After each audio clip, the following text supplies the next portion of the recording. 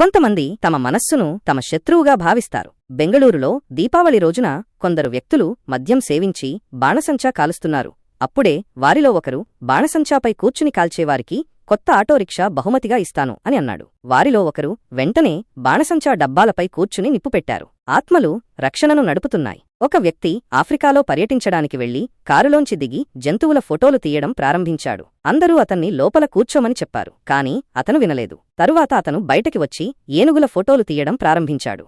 ఏనుగులకు గోప్యత కావాలి, అందుకే అవి అతనిపై దాడి చేసి అతన్ని రొట్టెలా చదును చేశాయి. ఆస్ట్రియాలో 4 అబ్బాయిలు ఒక రైలు పైకెక్కారు. అప్పుడే ఒక టన్నెల్ రావడంతో వారంతా పడుకున్నారు. ఆ టన్నెల్ నుండి బయటకు రాగానే వారిలో 2 అబ్బాయిలు నిలబడ్డారు. ఇంకో టన్నెల్ వచ్చింది.